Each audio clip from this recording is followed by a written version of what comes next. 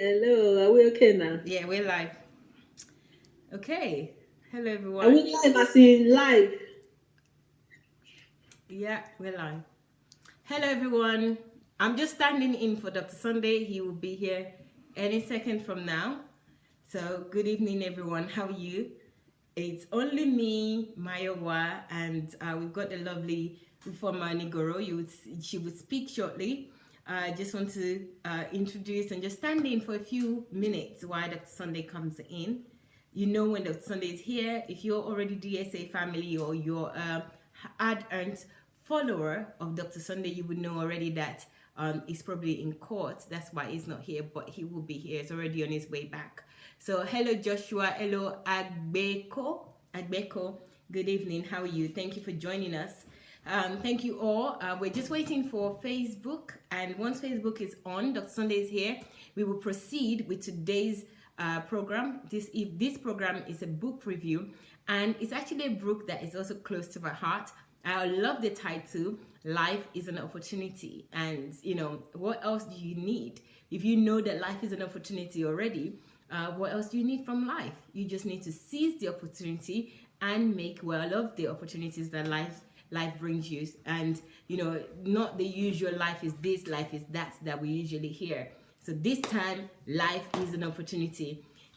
So I'm really looking forward to this book review, and I hope you guys will join us. So if you're watching us from YouTube, please, I would urge you to share this on all your platforms. YouTube is really easy to share on YouTube. All you need to do is just click on share or tap on share, and on share you would see the various platforms that you can share on from Facebook. So just go ahead and do that now. Any platform that you are on, Facebook, YouTube will allow you to share. So please do so. And while we're waiting, I just want to talk a little bit about the Libya One Challenge. The Libya One Challenge, that's the name on GoFundMe. So if you want to join the challenge, go to GoFundMe/Libya One Challenge, one word, in words, Libya One Challenge. And you may ask what Libya One Challenge is. It's just, well, not just, it's a challenge, or should we say is a charity that we put together to support those who have been affected by the Libya slave trade. It's been a lot of atrocities in the last few weeks. Maybe now it's over a month that's been happening. Our brothers and sisters have been treated in such a gruesome way. A lot of assaults, even killings going on. There's so much going on, and being sold for as slaves in this 21st century, in 2017. Actually, I think that is actually an assault on all of us, not just those victims or those people that are immediately affected. Every one of us is suffering this if we don't realize that that's the case. Because knowing that something like this is happening, I don't even know what it's doing to even our children's psyche. And even as adults as well, I struggle to even think that this is happening in the world that we are in now. So please, I urge everybody to go for this challenge. You can donate as little as $1. And if you go to GoFundMe, and GoFundMe will allow you to donate $1, what you need to do is to gather people together, your friends and family, and ask them whatever amount they can donate. Collect that amount together, and then you transact it on GoFundMe. And the GoFundMe is Libya One Challenge, one word. You will find us on there, and you see how much has been donated already and how much you can donate. So here we go, Libya One Challenge. And the book also that we're reviewing today is Life is an Opportunity. Where is it? Okay, thank you. So it's this book, guys. Life is an Opportunity. I'm really looking forward to it. Just the title alone, it tells me a lot. I'm looking forward to it, especially from the reader's point of view, reader's opinion about it. I really want to know what they are thinking. I love the title. I love the book. Oh, it's on your Kindle. All right, so UFUOMA is also putting it up, but this is actually the book. It's quite a chunky book, but don't be afraid, okay? Because the words are a little bit bigger, I think, than usual. So don't be afraid. It's a very, very easy and fun book to read. You learn a lot about life, and you know, even about hope for life. I've read this book, I love it. And one of the quotes that is on the front page of this book, I'll read it out to you. It says, are we on Facebook yet? So I can say hello to Facebook family. I'm not sure if we can, if we are. So thank you. Yes, so it says here, this is Winston Churchill, says that a pessimist sees the difficulty in every opportunity. An optimist sees the opportunity in every difficulty.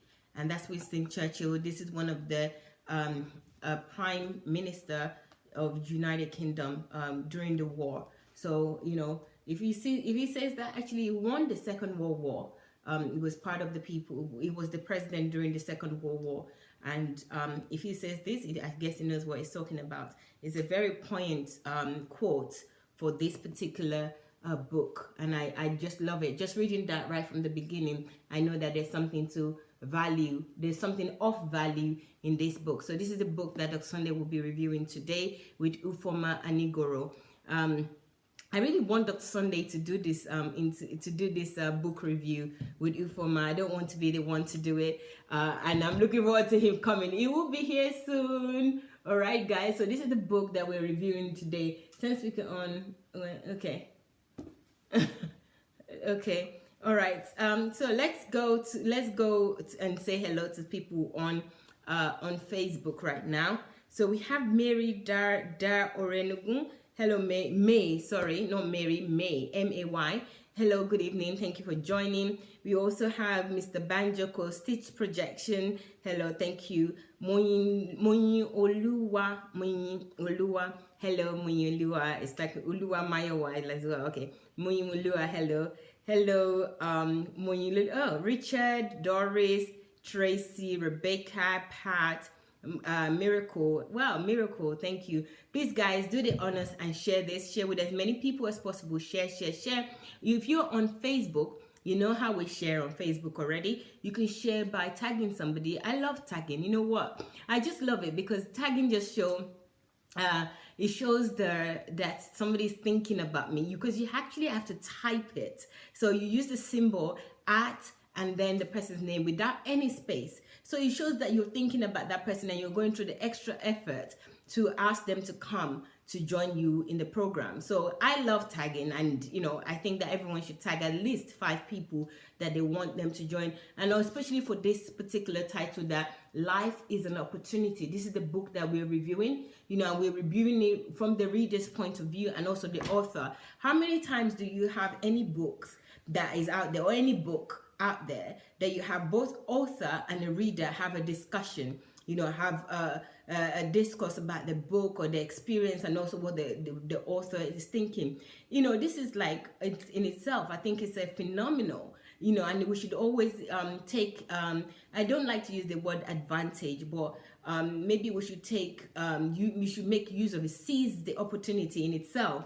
You know, I'm using all the words in this book, but seize the opportunity that we find in this kind of settings where you have an author that wrote a book and also a reader, they're having a conversation. I think is great, and I think we should all make use of it and invite as many people as possible. So tagging is a first, and I think very great way that you can invite your friends and family. And another way is by just sharing onto your page. So just click the share icon that is on your computer, is on your screen, and it will go onto your page, and other people will join you. And you know, you might even go the extra mile by writing something as you share. So you might just write, life is indeed an opportunity, or you can say something like, I don't believe life is an opportunity, or whatever you want to say, whatever you want to write, so that other people can know your thoughts on what you're sharing. That's also good. And another way that I know and I love as well is when you actually invite the people on your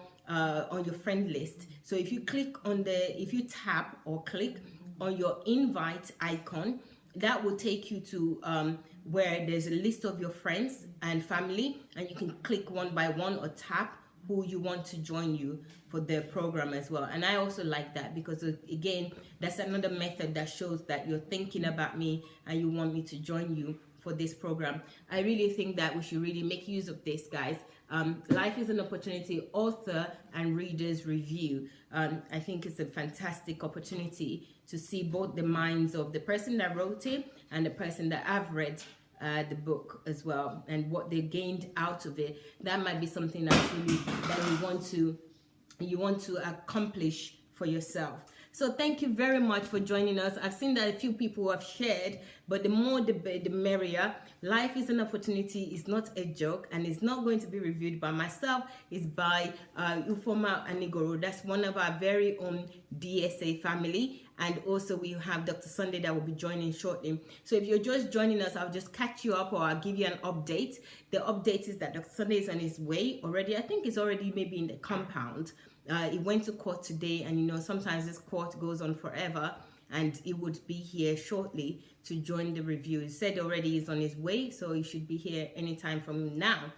Thank you very much, guys, on YouTube and on Facebook. I appreciate you all. And if you want to purchase any of Dr. Sunday's books, they're available everywhere. I mean, by next year, 2018, you will see Dr. Sunday's book in every corner. You know, Europe, in America, in Africa, everywhere, every at least those 3 continents will have Dr. Sunday's book. And if we have people that are in Asia as well, please let us know. You know, all the 5 continents, we must have Dr. Sunday's books everywhere, because these books, they're not just going to help us as individuals. It's also going to help, they're also going to help our world. You know, look at this one already. Life is an Opportunity, which will be reviewed today. It's a big thing to know that life is an opportunity.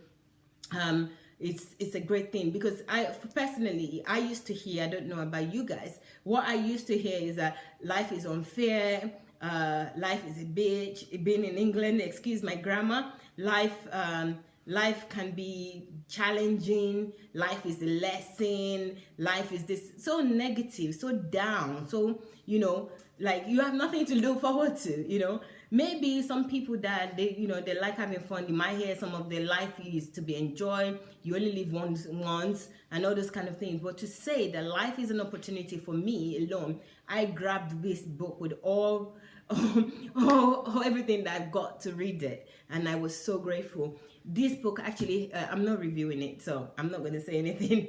I always wanted to go into review, but that's not what I want to do. So guys, please invite as many people as possible. Let them also join us in this review, and also benefit from the knowledge and the understanding that comes from this book, so that they can make a decision for themselves if they want to purchase the book and read it, or maybe give it as a gift this Christmas. So please invite as many people as possible to see this video live now as it's happening. That life is an opportunity, and it really is. You know, I'm so grateful for being alive and for being able to share my moments and time with you and with other lovely people. So thank you very much. Please, guys, don't forget the Libya 1 challenge. Libya 1 challenge on GoFundMe. So you challenge your friends and family. Dr. Sunday did this a few days ago, and he does it, you know, whenever he can, where it would share his friends or family that he wants to challenge. He's challenged a few people already, and those people are donating. And actually, I also want to thank everybody. You guys have been so amazing in the last few days that we started this challenge.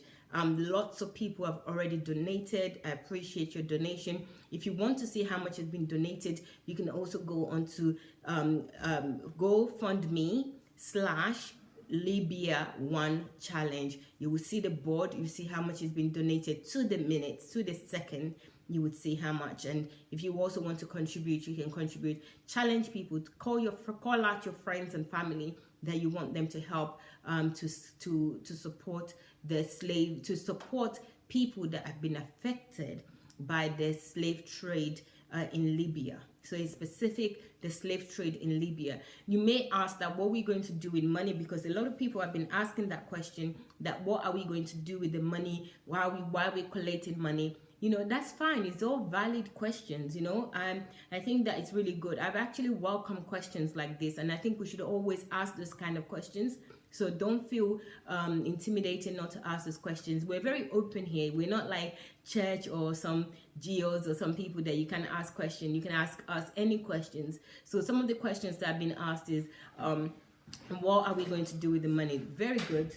What we are going to do with the money is that we are going to collect this. We're targeting $1 million.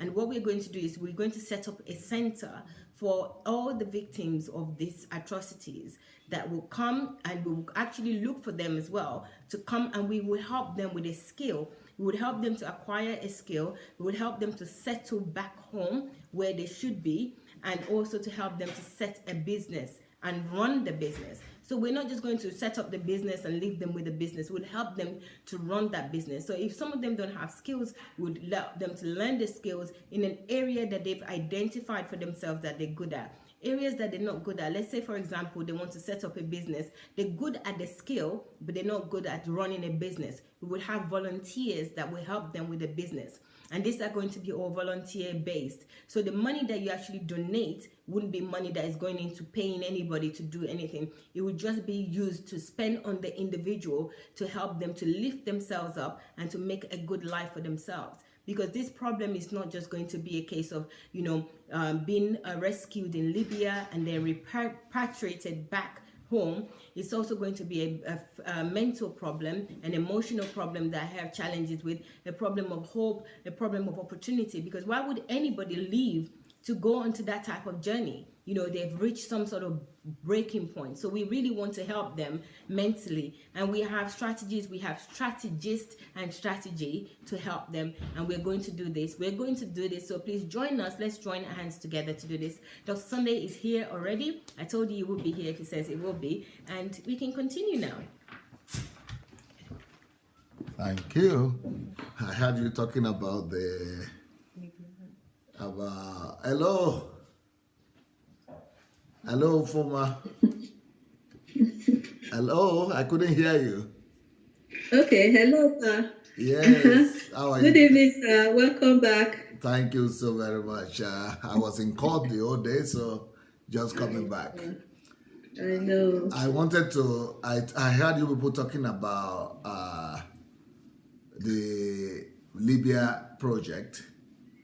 So I want to add to that, I personally, I want to observe and see how many Africans, I want to start a new culture in Africa.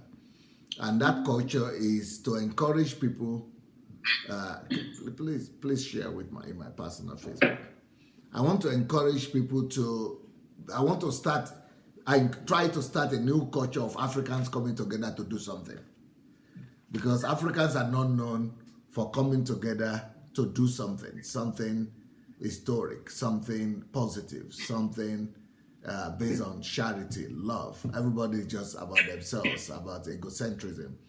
So by the grace of God, with this $1 Libya project, I am believing God that this is going to be the first of its kind, but many things that we're going to be doing similar to that in future. If this one works out, we will see how much this one works out, and then we are going to make it a whole culture,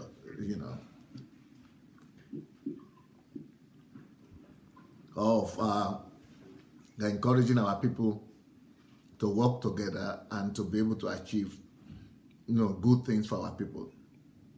My own personal plan is that once we succeed in gathering this money, any amount we gather, I want to personally from my own pocket double it. I want to double it and match the amount we gather. So let's say we gather $1 million. I will give $1 million from my own pocket to match it. So, but we'll see how much is going to be, how much we are going to be able to gather from the public.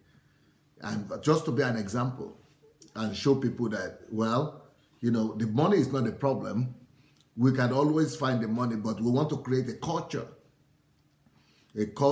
of people of God coming together to do good things. And that's not really much money for everybody to give $5 or $1, $5. Actually, there is a good strategy with that. Instead of actually there is a, how do I say it? What I saw yesterday is that there is a way that everybody could actually afford that $1 challenge or $5 challenge, whatever it is going to come to. Just take part of your tithe, whatever you are using your tithe for, give $1 from that tithe to the Libya project, to the Libya people, to the Africans who are suffering in Libya. So everybody has a tithe, and some people are using their tithe for their village right now. After listening to me, some people are using the tithe for the widows. Some people are using tithe for their own vision, for their own project. But you can at least one time, afford to take that tithe, to take $1 from that tithe, not $100, not even $500, just $1 or $5. I heard that GoFundMe asked for $5, so $5 or $10 from that tithe, whatever your tithe is. I think then it's going to be much more easier for people. But maybe you want to say anything about that before we go into the book. I think you have not started with the book, so welcome. About the Libya project, if you want to say anything about that before we go to the book. Yeah, I was really excited because, like you said, Africans are not known to do such. And if this can be done, then it's actually creating a new culture. And I think it's the way forward, it's the way to go, because we can't keep waiting for foreigners to always come to our aid. We can actually help ourselves. We don't have to always wait for other people to come to our rescue. I'm really praying and hoping that more and more people will respond, because it will be the beginning of a new culture that should be sustained, because that is just the way to go. And I'm really excited that this challenge, because what you have done so far is actually awakening the conscience of people. And I know a lot more people's conscience have been awakened, and I believe that there will be more response.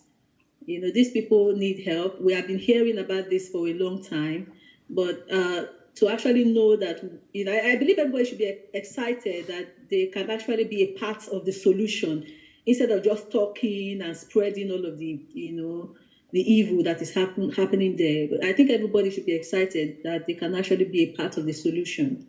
Yeah, so, yes. I think that many people are complaining.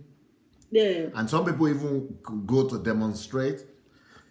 But this is something much more concrete that could be done. Yeah. More purposeful, more concrete. This could be done to really, feel happy about yourself also. And to even be, to have is a way to have the heart of God. And we have been taught in churches to give, but unfortunately it will take us time to change that culture of giving to church and pastors, and to change it to giving to really needy people. Needs, meeting real needs. Yeah, so I'm praying that by the grace of God, by next year or by the time we complete this campaign, that my situation in Ukraine would have gone, because that's what is holding me back. Once my situation in Ukraine is gone, I'll be able to access all my accounts and things that are under arrest right now.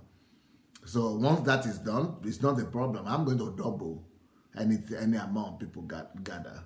So, but then I want to what is even more important than that money, that whatever the money will come to that I will give. What is more important to me is the culture. We want to be able to sustain and raise a culture that Africans will learn this new culture of working together to attain something greater than us as individuals. That's true. And if it's going to work out for me, because before I was not thinking of even getting any help from anybody. I'm not used to that. So I wanted to just use my own resources to do all the projects. I have, big projects, and that I am securing money for Africa. But now it just came to my mind that, okay, I could do all that with my own money, but why don't you change people? If you change people, we could all address these situations together. People who are changed, then people become better. That's true. That's true. And people Yeah. begin to also address the situations without me. It could be a new culture that people could begin to, respond and raise help for without even, waiting for one great man or somebody to come and help them. That's true. Yeah, so for anybody who has not done the challenge, what is more important about this challenge is the campaign itself. It has to go viral. It's not even the money that anybody gives, but the campaign. We have to make it keep on going. So I want to challenge everybody that is watching us right now to go look for another how many people? 20 people or another 5 people or 10 people, anybody who could get, call them by name and challenge them to also do a challenge to another 5 people. So if we could, keep that momentum going, then the awareness will go around, and then, then it will go viral so that we'll be able to gather as much money as possible. Okay. Now, UFUOMA, I didn't know you got this book. Sorry? I didn't know you got it. Is it this book we are going to talk about? Yes, sir. I didn't know you got a book. Yeah, I got it on my Kindle. What I do is I normally just put them on my Kindle library. So any books that come out, as much as possible, I try to get a copy on my Kindle library. So you got it on Kindle? Yes, I got it on my library. Okay, this book, I wrote it in Russian language, and I translated it to English. My son Perez translated it to English. Wow. And then I gave it to Mayowa, and Mayowa found herself and a few of her friends together. They helped me edit it after that, after translating it. So, what do you think about this book? Life is an opportunity. It's the book. It awakened my mind to, the possibilities of life. It awakened my mind to the realities of life, that we all have an equal chance at life. Everybody has but for most people, it is as if life is not fair. Life is very unfair. Some people are born to be successful. Some people are born not to be so much successful. There's a lot of take, where you hear a lot of people saying a lot of things about life. But with this book, you just see that life is fair. Everybody has an equal chance at life. So yes, I agree to it, indeed, that life is full of opportunities. I hope you have some notes, or the book, either the book with you or some notes with you, because I'm going to be asking you questions I have from notes with me. Okay. So, but that point you just made, that first point you made, that life is equal, is given to everybody equally, and is an equal opportunity to everybody, is a strange concept for Africans. Because when I was growing up in Africa, I didn't believe that. I thought that is not true. And I thought it's not possible. There is no way life could be fair to everybody, while we in Africa are suffering so much. And I was in Idomila. Idomila is the name of my village where I grew up. And I thought God was not even aware that Idomila existed.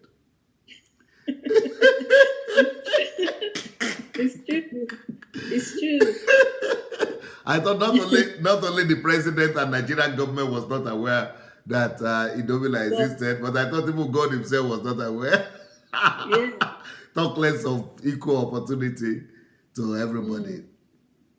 I think basically that is what that is the kind of concept we have all grown up with, especially if you are coming from Africa, and if you have experienced a very underprivileged life.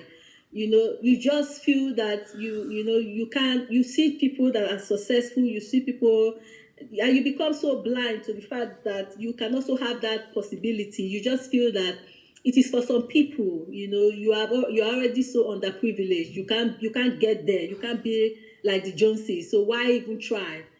So it's that general concept. But this book actually changes your mind. To see that is really not true. That is a deception. Yeah, because one of the keys that God used to really release me from that concept and deliver me and actually get me out of Idomila, where I thought he's God forgotten. Yeah. And from Idomila now, in fact, some people are even saying right now, people are now saying in Idomila, and people call to my program sometimes who live in Ijebu, that's a big city. Yeah. They are now saying, we can't believe that a human being like this could come from Idomila. You see, that same Idomila where we're thinking, even when people are saying we can't believe a Nigerian, somebody like this will come from Nigeria, that is a Nigerian. And people are saying that we don't even believe that an African could be like this. But that is all starting from Idomila. That's Idomila, that's 40 houses. So that Idomila where I was thinking God had forgotten. I didn't know God's eyes was right there. You. Yeah, and I didn't know I was chosen, or I was because. But this is all things that we all need to know. So can you imagine if every person that is thinking like me still in Africa, and I know there are so many of them that are still thinking like me, and that are thinking that they are also God forgotten, or their village, or their town, or their family is God forgotten. I tried to commit suicide 2 or 3 times. I think 2 or 3 times I tried to commit suicide between the age of 11 and 14. And the reason is because I thought things were so bad that God has forgotten about me, but I never knew there was an opportunity. And the reason why I was thinking like that was that I thought there was no opportunity in life. There was no opportunity in life at all. That life was wicked. That God had forgotten. I didn't see any opportunity in life. But one secret, just that one of the secrets in this book, I have over 300 secrets. Yeah. 300 secrets of opportunities and how to get opportunities, how to take advantage of life. Over 300 opportunities in this book. But one was what I got in Idomila. One was enough to get me out of Idomila. So I want to ask you some secrets that you got from this book and tell me about them. Because just like you said, when I was also reading the book, I had the time to also reflect back, growing up, and also thought of all of the, because you are so blinded because of your present circumstance. And I was just thinking about all of the opportunities that I was so blinded to, and I was wondering if I had done things differently, where would it have led me to? But because, the mindset is just so, it's not really in that place where you believe that you could also take a chance at the things you see, because I kept thinking my primary school, my secondary school, and the barriers that kind of, deprived me of those opportunities. You just wish that you can really go back and, grab some of these opportunities back again. But that's the thing about opportunity. Once it's gone, is gone, but you just realize that there were actually opportunities that were missed because I didn't feel that they were for me. I didn't feel that, I could, one of the major things you talked about was excuses. We make excuses, and excuse is one of the greatest enemy of opportunity, because once you make an excuse, then you miss that opportunity. And from reading the books, you're talking about secrets. The first major secret that stood out for me was being knowledgeable of opportunity, knowledge. Yes. And thinking back to, I think that is what I lacked. I was not knowledgeable that some of the things that was seen around me were actually opportunities that I should have taken advantage of. But I didn't take advantage of them because I didn't see them as opportunity. Mm-hmm. So being knowledgeable about the opportunities that that come, and also another secret is knowing that you don't just wait for opportunity. Yes. Because some people, we have this slogan that says that opportunity waits for no one. Sorry, is this? If you say I lost you there, that you wait for opportunity to come to you. Because of that, I think it creates laziness. So people are just lazy because they are waiting for, something good for and especially in the Christian faith, I think I should use the word breakthrough. You are waiting for your breakthrough. Breakthrough, yes. People wait for breakthrough. And because of that, you don't even recognize opportunity when it comes to you. You are waiting for a magical You are waiting for a magical moment. You just believe that there must be a magical moment. Maybe like if you watch Disneyland movie, a fairy godmother that will just appear with a magic wand and just wave it, and everything will just be transformed. But I realized that it is not like that. Life is full of chances. Time and chance happen to all, but we need to be knowledgeable that yes, life is actually full of opportunity. We need to know how these opportunities come, because in this book you took time to also go through how to recognize opportunities.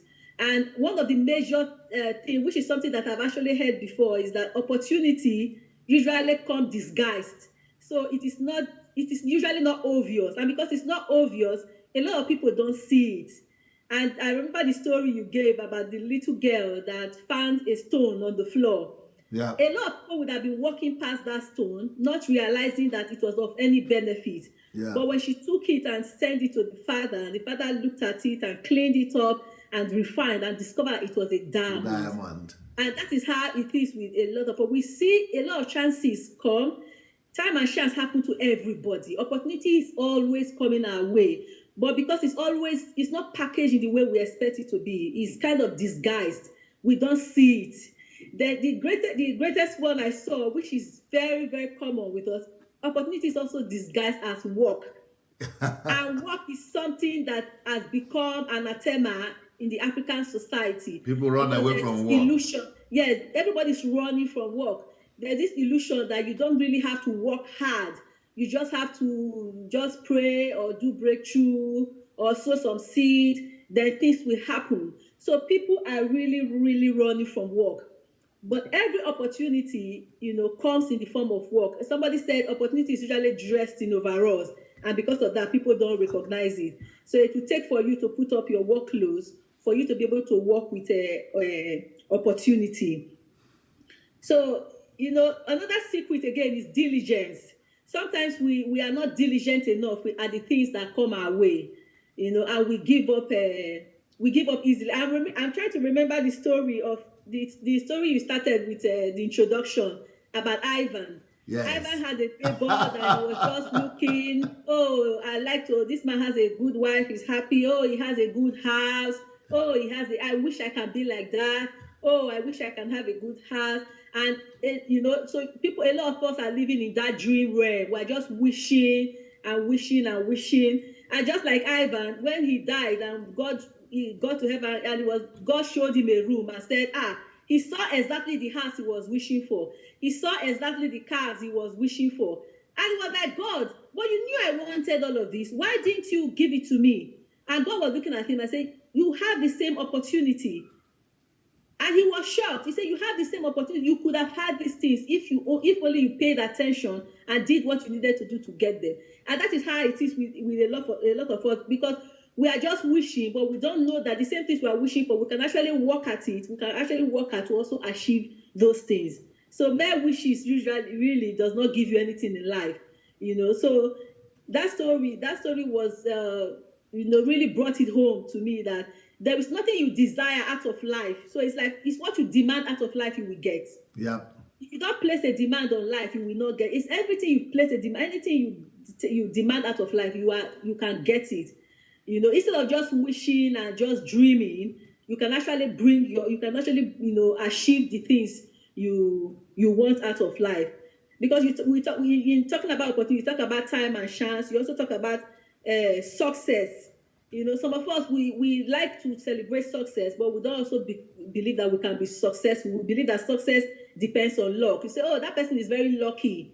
I'm not lucky. Oh, he's just like, this person did this. Oh, he's lucky. Oh, he's lucky. Oh. So we grew up saying that word a lot. You're good. You are very lucky. Oh. You tell people that they are very lucky. But from this book, I know that success does not depend on luck. It does not depend on miracle. It's a product of purposeful action. So another big secret there is action, taking action. I think I wrote taking action, because even when we see opportunity, if we don't act fast enough, we are not able to achieve, we are not able to make use of that opportunity and take advantage of it. And that is where a lot of us miss opportunity, when we don't take action, fast enough. We look at a situation an opportunity comes our way and we say, let me just leave it. Maybe let me wait for another time, or maybe another opportunity will come, and you let it go. The next point I mentioned in this book is about the opportunity that comes through, that in many of the opportunities that will come to us in life is an opportunity to serve. Oh yes. And to serve, it will always be for free. Yes. And that is what people don't want to do. That was another very strong point, and I think that is one place where a lot of us miss opportunities. Yes. And especially in our African culture, because I'm Nigerian, so I'm talking from that concept. In Nigeria, nobody wants to do anything for you for free. Nobody wants to do anything for you for free. And I was also checking myself and say, what are the things? Are you able to offer things for free? Because I discovered that is what increases your chance of opportunity. Yes. And I also remember somebody sharing of how he helped somebody and how that became, a positive outcome for him later. It's a stepping stone. It's a stepping stone, yeah. Stepping stone. If a lot of us had that attitude of not always looking for reward first, but just that willingness to serve, then it will always bring opportunity. But the kind of churches we have these days is always telling you that give and it shall be given to you. Do something and you should receive. You go to church to be blessed. You go to pray to be blessed. So you go to give blessings because you want to give. You want to sow into pastor. You want to sow into church. You want to give prophet offering. All because of ego. All because of lust of the eye. All because of self-centeredness. Selfish interest, yes. So that if I should look at my notes, said that I think that was in chapter, that culture of service is something that is not very common among us. Selflessness. Yes, selflessness. It is bad. The quote that somebody gave say, "It is bad if no one cares about you, but it's even worse if you care for no one." Yeah. That care, that attitude of care, that attitude to just serve. We're on the earth to serve God and to serve people. And in serving, it actually opens up a lot of opportunities for people. Because the culture we have is that, I remember, like even in the rainy season, if you have a car broken down in the middle of a puddle, and people will just be walking past you. Then if you call somebody and say, please, my car is stuck, can you help me? The first thing will ask you, how much are you going to pay? Wow. Are you looking at this person? Maybe you could have been able to give the person so much more, even without them asking. But they don't know. Yes. But because they always put reward first instead of service, they will just walk past you, or they will start negotiating. I remember in a situation, maybe if I plan to give the person a 500 naira, but because he already put money forward, I will not say, okay, how much do you want? He say 100 naira. In my heart, I will say, if you didn't ask, I would have even given you much more. Yeah. But if you have asked, I will give you what you have asked for. But in Nigeria now, even if you are in the airport or in the street, people ask, what is going there for me? What are you going to give me? People don't know that a greater life is to do things for free for people. For people, they don't, that culture is not there. And this book actually helped me to understand that service, giving more than you receive, those who help others are those that live happier lives. That service actually has a way of opening doors for you. It brings opportunities your way. To be selfless. And I think in the Western world, that is what I also see with the voluntary sector. Yes. Because people are just willing to do things freely. Volunteer. I remember when I got here, that was a way for me to go in, instead of just looking for employment, because I know I didn't have experience. I was willing to go and work for free. And that was what opened me up into getting an employment without having to comb the street of London, looking for who to employ me. But, having that mind to actually serve can actually create opportunity for one. Every day, people, go ahead.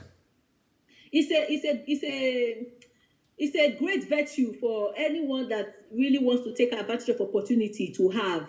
Some people have served their way into greatness.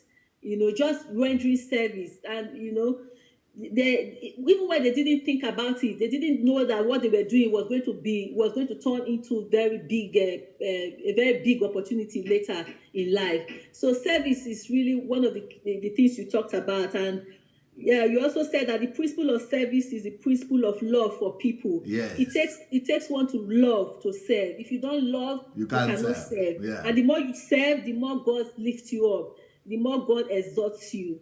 You know. And the lessons from Henry Ford also. Yes. You know, Henry Ford was somebody that, you know, he served for others, and his service, because he had somebody he worked under as an apprentice. Yes. That was what opened door for a lot of things. And before you know, he started inventing, he becomes greater. If he didn't take advantage of that opportunity to serve, he would have gone on to do the other things he had to do to become who he now later became. You know, so yes. You know, so many people are asking me every day, what is in this thing for you that you are doing for coming every day? Then you are not asking us for money, offering, tithe, and you know what is in it for you? And because people are so used to people taking something from them. Because you go to church once it's on Sunday, once a week, maybe twice a week. So pastor gets to preach once a week, and you still have to give him tithe, and you still have to travel there. But I say, but you are coming every day, and you are not asking for offering on. Because I understand that service is of greater profit and reward than taking money or receiving a physical reward from people. Yes, that is a mindset that people, you know, that we all need to have. I'm also talking to myself here, you know, because as I was reading that place, it was opening my mind up to, you know, to more opportunities to serve, of really looking out for opportunities to serve, knowing that, you know, when you really serve, it's also an opportunity for you that can lead to other things. You know, service is a very good secret. Yeah, but I can tell a lot of stories of how I got to where I am today just by serving people. But I want us to mention another opportunity, point that I made here. Which is that the fact that a lot of people, they lose their opportunities or they don't recognize opportunities because of other factors. Because, for example, opportunities might come in any form. It will come as something that is tough and difficult challenge, as a tough and difficult challenge. Toughness and difficulty are common in opportunities. So just like you talk about coming in the overall of work, it also opportunity always come like a challenge. A challenge, the tough and difficult task. But then behind that difficult task is an opportunity. Yeah, that was a great point. And when I was reading that point, I also remember I remember one time you made a statement and said, if you have two options, you know, presented to you at any time, that you taught your children to never take the easy way out. Always choose the hard path. Always choose, because that is where the opportunities are always hidden. That's where opportunities are. And you know, also taking it personal, I also remember when I was pregnant and I was presented with the negative diagnosis of my child. That was the same kind of thought that was playing, because it was easy to just terminate, because you think of all of the work that has to come with raising a child with disability. But you know, anytime you make that statement, that is what comes to my mind, and I'm glad that I decided to take the difficult part, because the difficult part is actually a part that each time you see your son, can you see that wonderful godson? You know? So life presents us with those kind of situations. And when those kind of situations come, you know, if you don't love work, if you are somebody that despise work, you will always run away. And in doing that, you miss opportunities. If you just want favor. So if you do that, you will lose opportunities, because you don't believe in work. You don't believe that you should get anything by hard work. And that is why it also bothers me, you know, with this slogan we hear in church, that 1 day of labor is better than 100 years of 1 day of favor is better than 100 years of labor. that slogan just creates is demonic. If It's I should demonic. say that word, Yeah, because yeah. it creates a lazy culture. Yes. It creates lazy mentality. And people just shy away from work. People don't want to work, and I keep looking at different situations in my life, and I also discovered that just because I didn't want to go through the hard route, I also missed some opportunities because I Yeah. just said, oh, this will be too much. Oh, I don't think I will have the time. Oh, I don't think I'll be able to. So that mindset of refusing work, is opportunities is always in the form of work. And All those opportunities, they always present you. It pushes you. It drives you to do more. It drives you to give more of yourself. But the truth is that the more of yourself you are able to give in those kind of situations, the more you are able to embrace work. Yeah. You become like it unveils you the more. It also reveals more of you. You grow. Your potentials are increased. You learn more things. And it just helps to also make you a better person. But because people are just shying away from work, a lot of us we don't want the difficult truth. We don't want to, we don't. Some people say, I beg, I don't want problem. Oh. I don't want that takes me to the next question, to the next point. One of the other points in this book, let me show them the book. In this book is that opportunities come to where there is risk and danger. Mentality generally is that I don't want problem. So anywhere there is problem, we don't just want, because and we miss opportunity. And it makes me remember your book when you say where there is problem, there is money. There is money. I remember that your book when you say where there is problem, there is money. But if we keep having that mentality of running away from problem, then we are missing out in life. Yes. We are losing opportunities, because in life you find opportunities where problems are, and it gives you an opportunity. It gives you the advantage, to become a solution provider. But if you don't love work, and if you hate problem, if you are not able to take risk, then but in our churches these days, they tell you that if you have problems, it means God is against you, or you have done something wrong. So they make us to think that problem is bad and problem is evil, but rather it's the opposite. Opportunities are always hidden in problems. Problems are often times of opportunities, but we spend so much of our time, even as Christians, I see people spend so much of their time praying away problems. Wow. Then it means they are praying. It means they are praying away opportunities now. Most of the time, almost all the time we spend in church is to pray away problems. But that is where opportunities are. So there needs to be a mind shift that you don't really have to run away from problems. Instead of trying to, prepare yourself and develop yourself to be able to confront those problems. The more I'm listening to you, and the more I'm getting to know what is in Africa, the African church, the more I'm getting convinced that my books are so much needed in that country. They are, because what he said when God sends you a gift, he wraps it in a problem. And the bigger the problem, the greater the gift hidden under wraps. That is a quote by an anonymous person. So opportunities and challenge problems, or let's just say problems is equals to opportunities. Yes. Challenges are equals to, but you can't divorce the two. Yes. So most of the gifts that you are actually praying and dreaming and wishing for, they're going to come wrapped in problems. But pastors tell them to come for prophetic declarations and breakthrough and prayers and anointing oil. And something, whatever they go, sow a seed. Everything is sow a seed. Not go to look for problems. In these books, you make me realize that problems have value. And personally, I think I've actually experienced it, that problems do have value. You said that life without problem, I think that's another quote. Say life without problem is like a school without classes. Yes. You are probably not going to learn anything. Yes. Because it's through those problems that we grow. It's through those problems that we learn and we become better. So your next problem is actually your next opportunity. Yep. And that is what I'm beginning to train my mind. When there is challenge, because what tends to happen is that once there's a challenge, there's a problem, you just want to give up.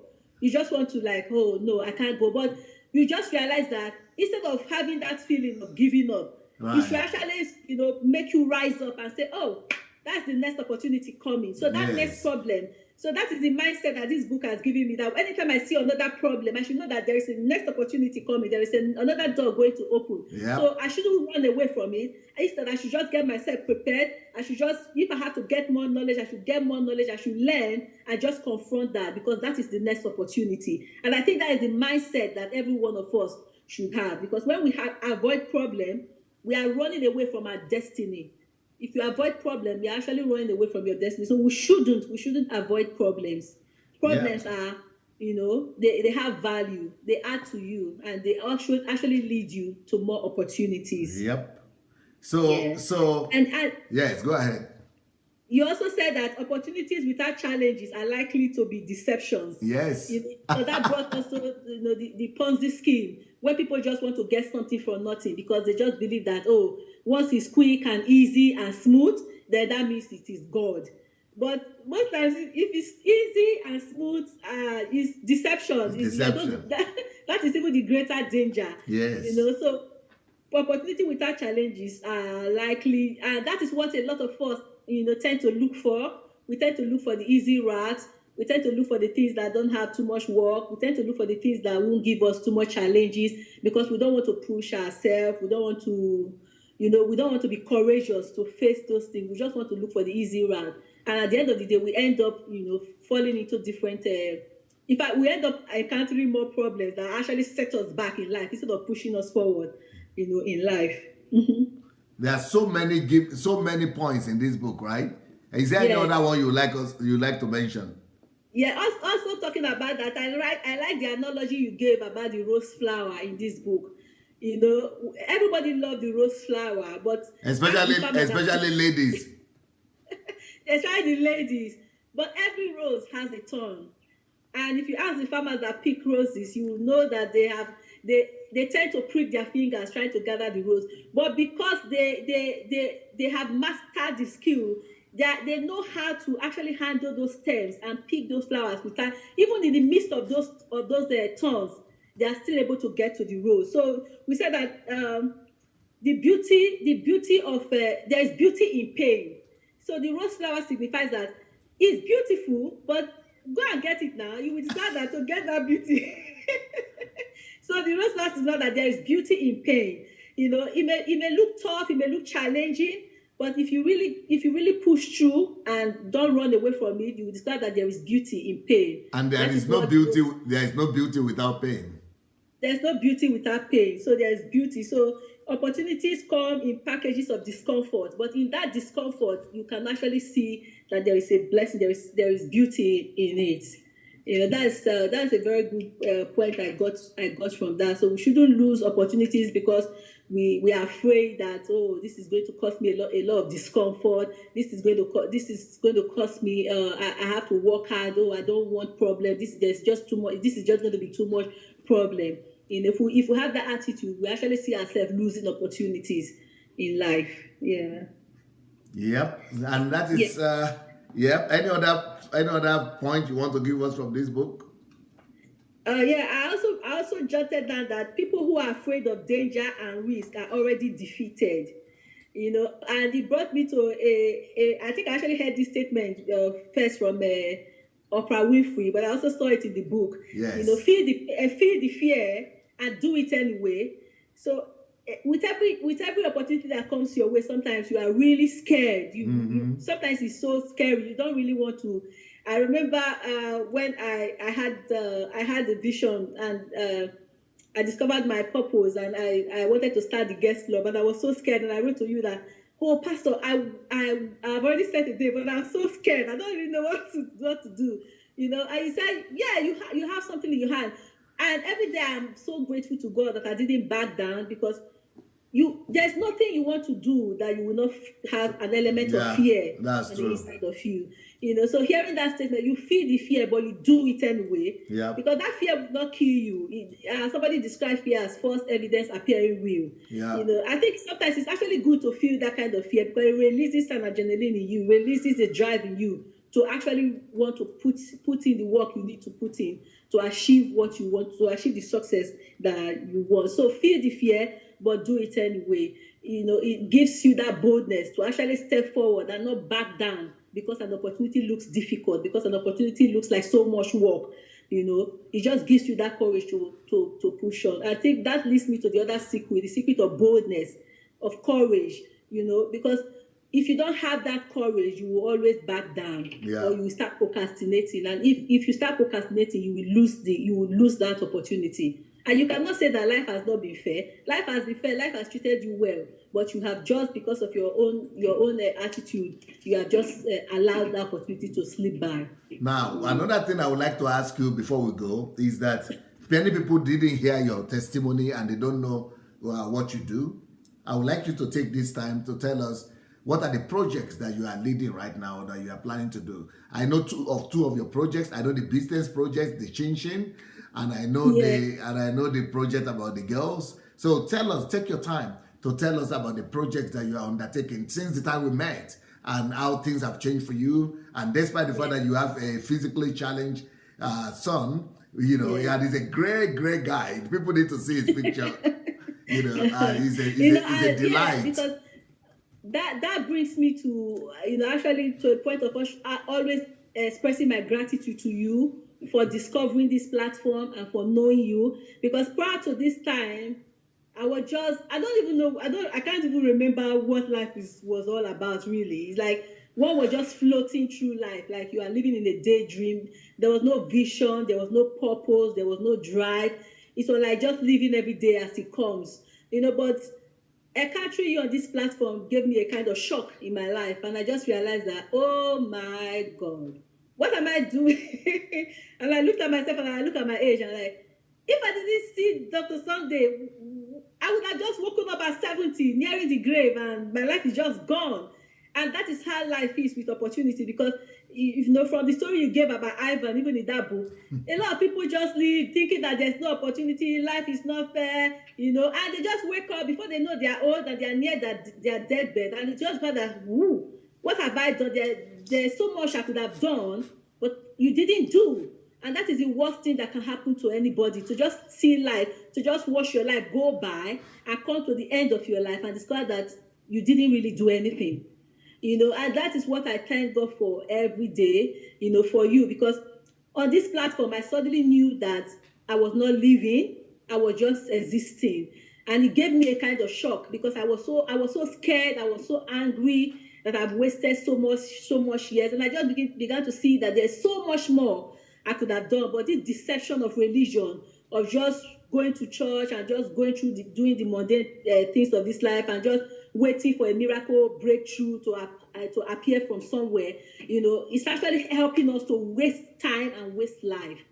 So encountering on this platform, helped me to discover. That was the first miracle. I always say my first miracle was just under 3 weeks of listening to you. I actually discovered myself, and I discovered that I had a purpose, and that is, life is a gift. Somebody said life is a gift, and if you want to take it, you have only one shot at life. Make it the best shot. And I was already going almost halfway. I'm almost halfway gone of my life, and I'm not giving it the best shot. So meeting you was an opportunity for me to give life the best shot. And that's another reason why I actually read this book, because I still feel that I am not doing enough. So I met you, and my life, there was a mind shift. Everything just changed. I just discovered that I was wasting life, and I needed to, cash up quickly.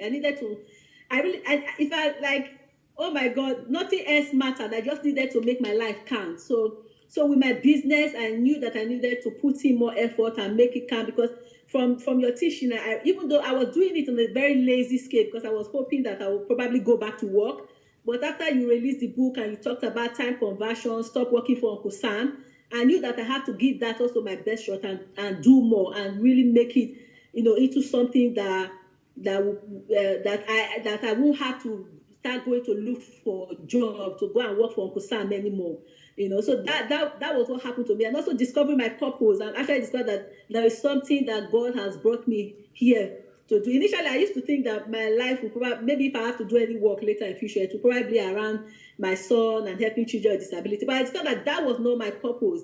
I discovered that my purpose was actually in line with girls, because that is Tell us about the girls' club. Maybe some people might want to send their children to you.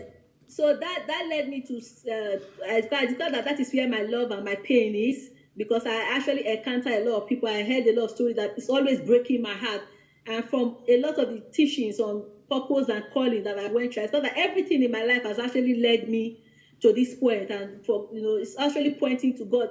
For me, realizing that God was actually telling me that this is why you are like this. This is what I want you to do, and I'm so happy that because of this platform, I was able to start the Guest Club.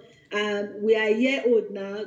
This coming Saturday, we'll be celebrating our 1 year and having our Christmas party. And I can't believe that, even when it looks so scary because of the other challenges I have around me. How many years out from how many people who are watching now, and they might want to know when, how does it work? From what year old, how many times a week or month you meet, and how can they find you?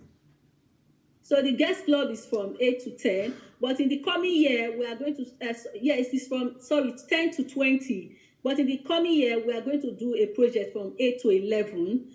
I'm hoping that as soon as we get the funding for it, we are starting a STEM project, which is science, technology, and engineering and mathematics for girls. I'm hoping to get that in. So we're going to lower the age even to 8.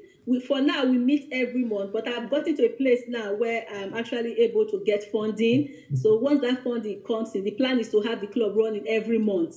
I will meet in the afternoon from 1 to 3. We do 2 hours, 2 hours session with the girls. So and it comprises mostly of teaching, of skill acquisition. It's just trying to help these girls to develop into their, to maximize their full potential, and also discover themselves, and also, take the best shot at life, because like we're saying, now life is full of opportunities.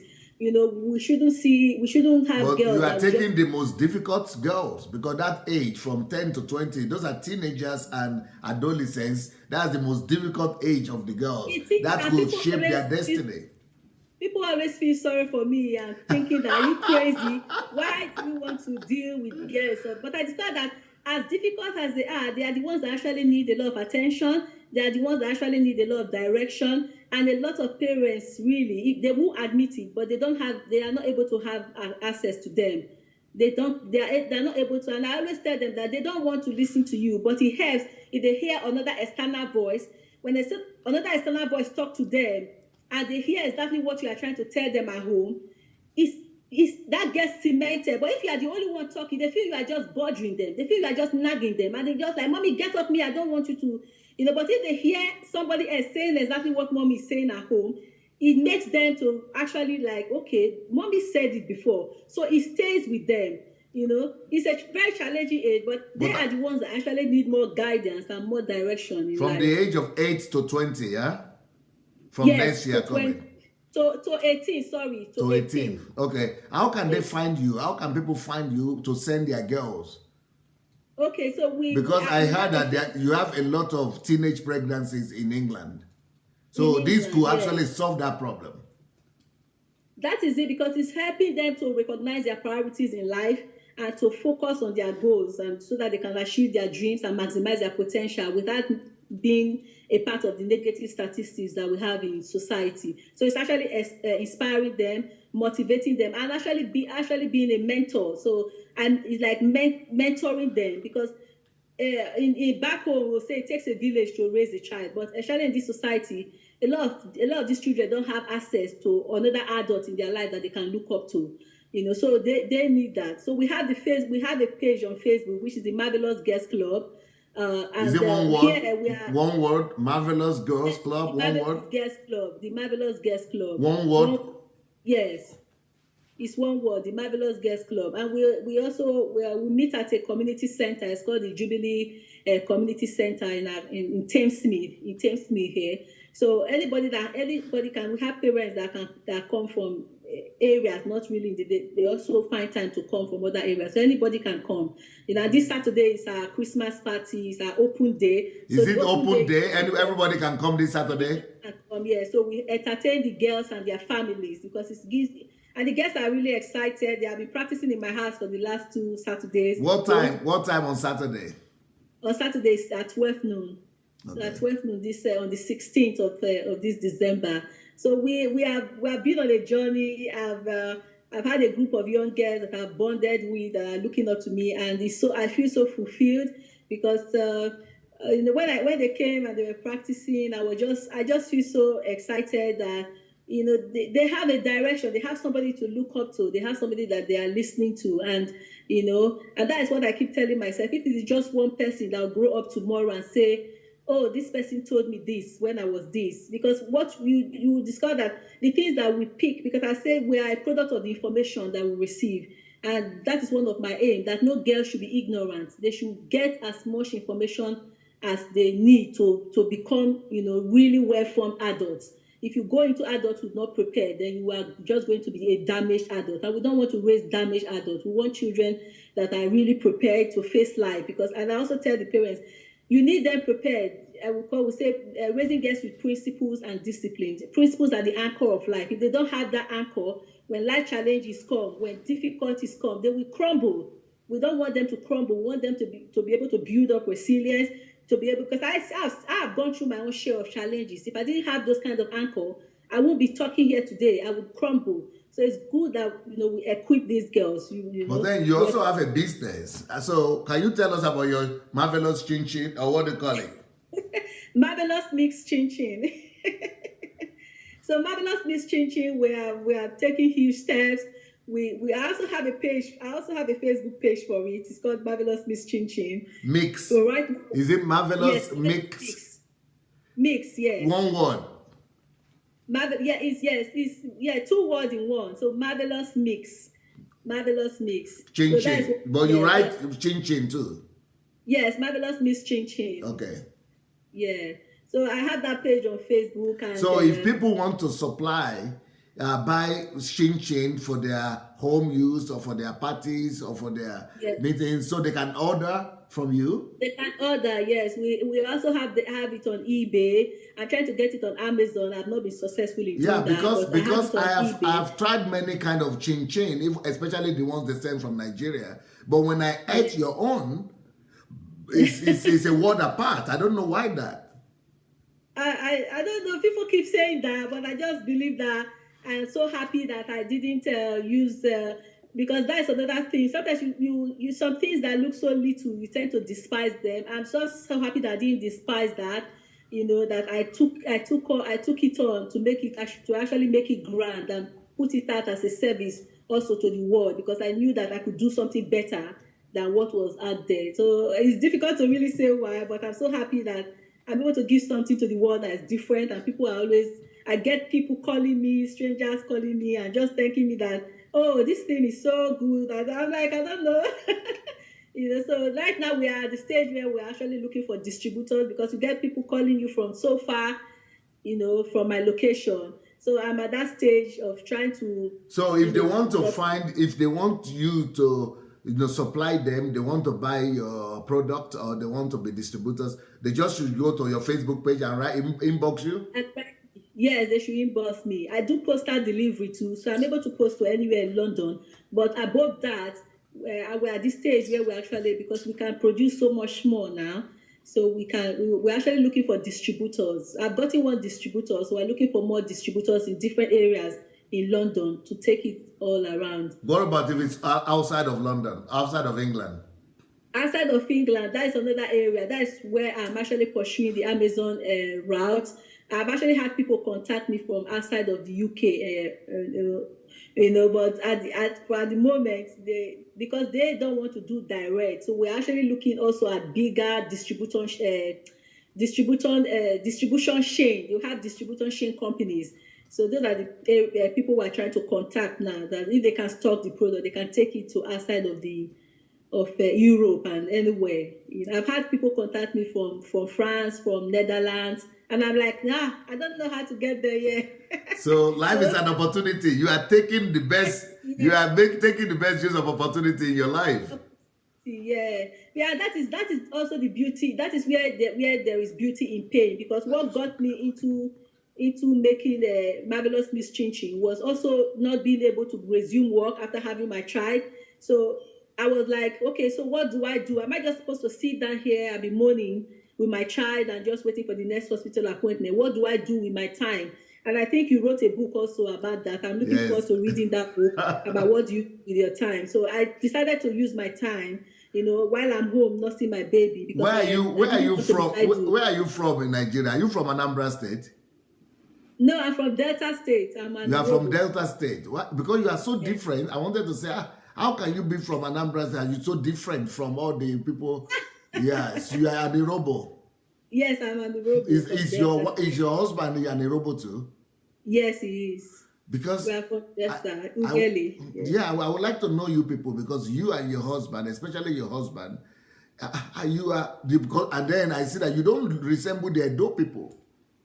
No. So I want to say, so who are you? How can I? You people are so different. I want to know more Yoruba people because of you. Yeah, you have a lot of Yoruba on your platform. Ogenetega is one. Yeah. Oh, wow. I know she's from Delta. Yes, but in Delta, it's not only Yoruba people you have. You have other tribes in Delta too. In Delta, we have the Shakiris. The Shakiris, yes. Yeah. The Shakiris are troublemakers. They are troublemakers, fighters. The Shakiris are fighters and troublemakers. Yeah, but they all make up part of the Delta State. So okay. But I want to know more Yoruba people. So you are Yoruba, Ogenetega is Yoruba. Then there is something I need to know these Yoruba people, because you people are winning my heart. Because Ogenetega also is the same. You people are kind of different. I don't know what it is. You and your husband, there is something, and then Tega also and the husband, they are totally different. So I want to know who are these Yoruba people. I must know more. You need to do more research about. I need to do more research on Yoruba people. You are so totally unique. It's like the corruption of Africa is not getting to you too much. Of Nigeria is not getting to you too much. But you are very close to Edo people now. We are. I wouldn't say that, because I would just say probably because maybe the knowledge of God makes the difference. Okay. Because a lot of people actually, like, when they hear a robo, they are like, oh, these people are dubious people. These are, so they tend to describe. But your lifestyle and your husband are totally superb. And then the same thing with Ogenetega too, superb, and her husband. Yeah. I think it's. I think it's the same thing people say about Nigeria, that all Nigeria is corrupt. Then they come across us and they say, "No, are you Nigeria?" I say, "Yes." So so it means that from the place where so much evil, so much good could also come. And that is that's true. Even growing up in my neighborhood where I grew up, people don't believe that I actually grew up in that neighborhood. I see. They are like, no, don't say you didn't grow up in that town, because I hear some people believe that they even know everybody in that town. I say, how come I didn't know you? I say, but I grew up in that town, so if you don't know me, I don't know why, but that's where I grew up. So it's not about nationality; it's about the principles that each person adopts in life. Yes. I think that's what really makes the difference, and that is what the value system. The value system, and that is what we all need. And I'm so happy even with what you're doing. Changing the value system of the nation. But this book will change the value system of all Nigerians, not minding where they're from. Yeah, because because as I was also reading the book, and I was saying, like, talking about the Libya challenge, the Libya problem. If these people actually know that life is full of opportunities, yes. Why they wouldn't need to have to suffer and put themselves through all of that risk, all of those pain, of just so much danger. I watched a film today. I didn't know that they have turned Moscow. They have turned Russia to another Italy now. That is it. I'm surprised. I didn't know since when Russia became part of their destination, but it seems to be like. You heard about it? I heard about it too. I'm surprised to see that. Russia I saw a whole film today about it. I think that's supposed to be a very harsh place to be. Yeah, and they have totally made it a destination. And they are dying there. In fact, some of their relatives. Somebody just told me that. Last year alone, this year that is ending, 11 Nigerian girls have died, but they don't know. Their parents don't know at home. Don't know. So if I don't know, I don't know. It's like going from fire pan to fire, or I don't know Yes, yes.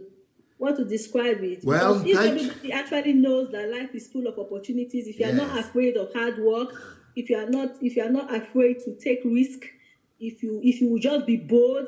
Then another major point you mentioned in that book is to be persistent, to be yes, consistent. yes. You know, just sticking at it. And that is one virtue that, you know, I think sometimes I remember the quote of Winston Churchill say, "Don't never ever give Give up." up. And I think another problem that we have is that we tend to give up too quick. We tend to give up too easily. You know, and Ufoma, our time is getting over because I have to get ready for the next program. In 40 yeah, minutes time, we are coming on another live program about is your church or your pastor hypnotizing you. So I want to say this is the book here. Life is an opportunity. Thank you so much, Ufoma. Let me tell you about other books that are here for all our visitors, our viewers. This one is Dignity of Labor. I don't know, I've never seen a book on dignity of labor. But this, I wrote one on dignity of labor. This will help you to build your life and a nation. How to create your own net worth is another book that I want to recommend. And these books, you can actually become a distributor for these books too. Anybody that wants to be, just write to dssbooks@gmail.com, dssbooks@gmail.com, or go to my blog, sundayadelajablog.com/books. Only God can save Nigeria. What a myth. It's a myth where there are principles that will save Nigeria. No one is better than you is another book here that you might want to buy. That will, yeah, it's a great book that will help anybody.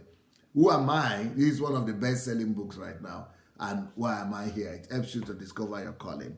And that's the book that UFUOMA spoke about. Where there is problem, there is money. Yes, another one here is poverty mindset versus abundance mindset. So then this one about Miles Monroe, and how to deal with tragedies and death.